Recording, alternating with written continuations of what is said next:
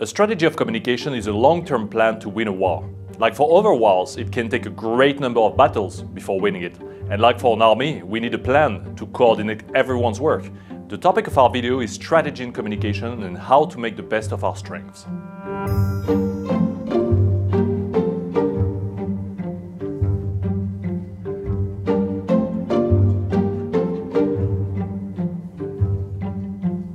The first thing I like to say to anyone is that strategy is not for everybody. In fact, if you never played one of these games like chess or Catan, if you're into board games, Go, or any strategy game on computer, you might not be the best person to produce a strategy because you don't have natural interest in this sort of games. What is interesting with strategy is the whole idea of planning many steps in advance and to try to see if your prediction actually was true. And a strategist always plays with that sort of mental flexibility. Can I forecast? Can I foresee things that will happen in the future? I take military vocabulary very seriously in this case because you will see that strategy and communication share the same words. Strategy, tactics, goal, objectives. We talk about the target, audience, channels. All these things could perfectly apply to engaging into a battle context. I very much like to visualize certain complex topics, and I took, in this case, the example of a pool table. If you are not a regular player of pool, you tend to think that the only objective is to push the white ball, hit a color ball, and make it enter one of the corners. So that would be the normal reaction of a novice player.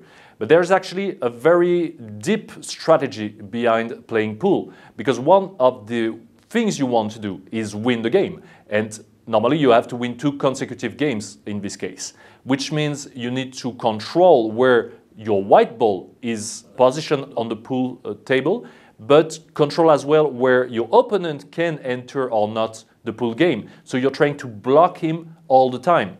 This is much more complex to do than just push one ball into one of the corners. You have to think what your opponent is going to do as well. And you have many tactics as well in pool. You could push a ball directly into one of the corners. So in communication, that would be called maybe a direct sale. You're trying to make the sale immediately.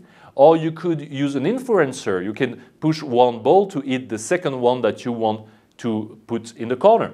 That's very, very revealing because, in fact, having this sort of small system where you can play, you can already envision a lot of different tactics and a global strategy of what you want to achieve in playing pool. I took the example of a European association. I was looking on Google. I'm not affiliated to it. I never worked with them, but I thought that would be interesting, the European Association of Archaeologists. And we're going to try to reach the same level of understanding with an actual example. So the business objective of the European Association of Archaeologists is to promote the development of archaeological research. Okay? So that's a quite direct business objective. We understand it. Now, how can we do that? I imagined, it's not written on their website, that a way to reach that would be to help archaeological research to be well-founded or to find brilliant students to join this particular profession. That would certainly involve construction companies. You would try to avoid any construction company to work illegally on a site where there are archaeological remains. You want them to protect it, and probably you want to influence the global conversation in the world about the importance of archaeological remains, experts, again, developers of buildings. That might not be as black and white, but that's what I imagine could be. So I took the objective of influencing the global arbitrage, the global discussion about that, because that might involve more our competence here in Brussels.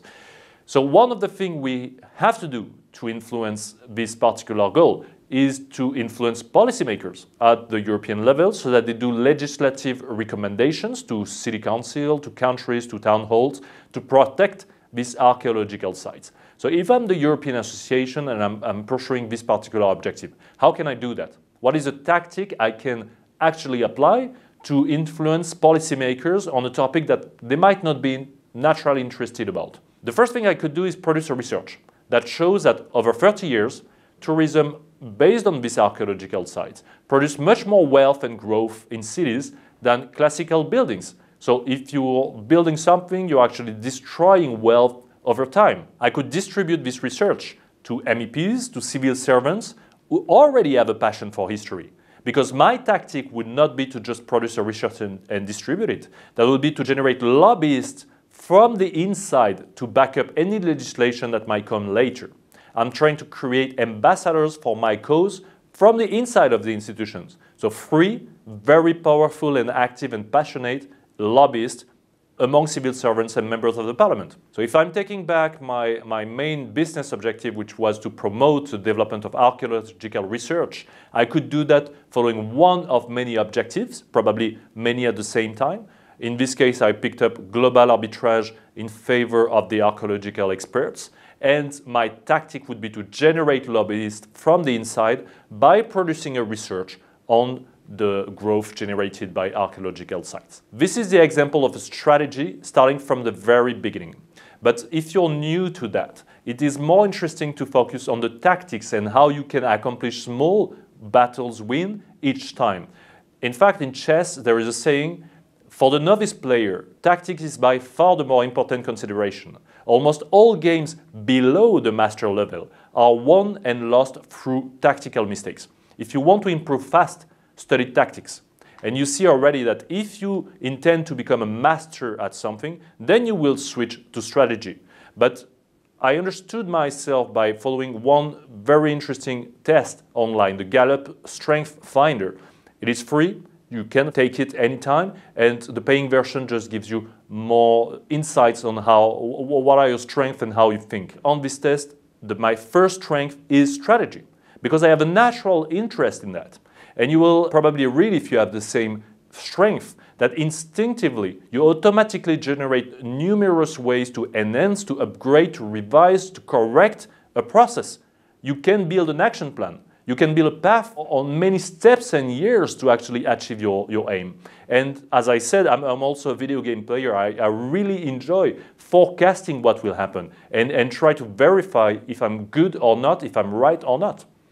In this particular test, there are 34 strengths. I really recommend you to find yours, because in this case, you will become much stronger by knowing what you already intuitively like and do. What does this mean for the European elections? You have to ask to your boss, or if you're the boss yourself, explain to your employees why does your organization exist in the first place. That has to be perfectly clear for everyone in your organization. And most often, I can assure you, very few of your employees could articulate why does your organization exist, because it's a very complex mission statement to produce.